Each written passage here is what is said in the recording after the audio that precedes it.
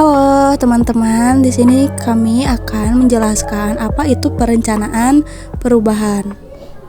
Perencanaan perubahan adalah proses menyusun langkah-langkah yang sistematis untuk mengarahkan dan mengelola suatu perubahan dalam organisasi, proyek, atau sistem agar tujuan yang diinginkan dapat tercapai dengan efektif dan efisien.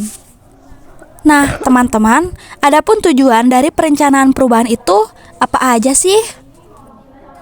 Tujuan utama perencanaan perubahan adalah meminimalkan resiko dan resistensi atau penolakan terhadap perubahan serta memastikan semua pihak memahami arah dan manfaat dari perubahan tersebut. Lalu, ada faktor apa aja sih yang mendorong perencanaan perubahan? Faktor yang mendorong perencanaan perubahan. Yang pertama, perkembangan teknologi. Kemajuan teknologi menuntut organisasi untuk beradaptasi agar tetap kompetitif, misalnya melalui digitalisasi sistem kerja. Yang kedua, persaingan pasar. Tekanan dari pesaing membuat organisasi harus berinovasi dan memperbaiki strategi bisnis agar tidak tertinggal. Yang ketiga, perubahan kebutuhan dan harapan pelanggan. Ketika selera atau ekspektasi pelanggan berubah, organisasi perlu menyesuaikan produk, layanan, dan strategi pemasarannya. Yang keempat, kebijakan pemerintah dan regulasi baru. Adanya aturan baru, seperti pajak, standar lingkungan, atau ketenaga kerjaan, dapat memaksa organisasi melakukan perubahan. Yang kelima, faktor sosial dan budaya. Penggeseran nilai sosial, gaya hidup, atau budaya kerja juga mendorong perlunya perencanaan perubahan dalam organisasi. Dan yang keenam, tekanan internal organisasi.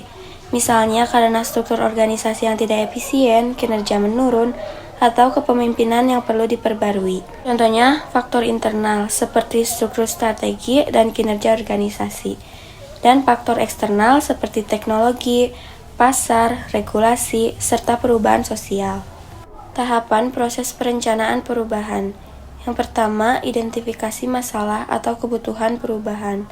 Seperti menganalisis kondisi organisasi untuk menemukan masalah, peluang, atau tantangan baru. Yang kedua, diagnosa situasi atau analisis internal dan eksternal. Seperti mengumpulkan data tentang struktur organisasi, budaya kerja, serta faktor eksternal seperti persaingan atau tren pasar. Yang ketiga, penetapan tujuan dan sasaran perubahan.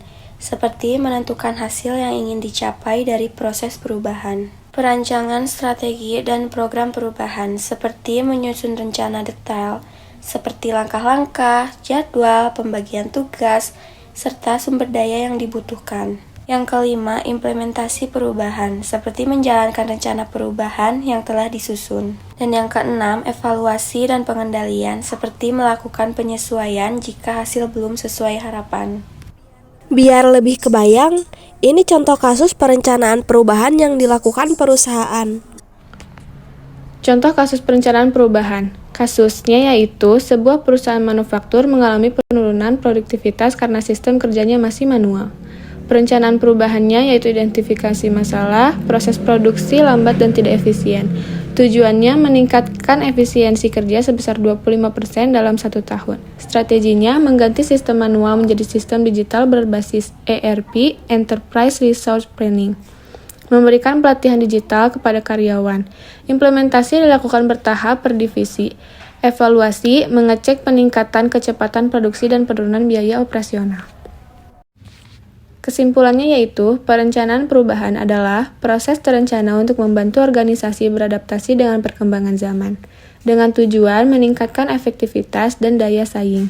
Perubahan dilakukan melalui tahapan sistematis serta dukungan semua pihak. Jika direncanakan dengan baik, perubahan akan menjadi peluang untuk inovasi dan kemajuan berkelanjutan.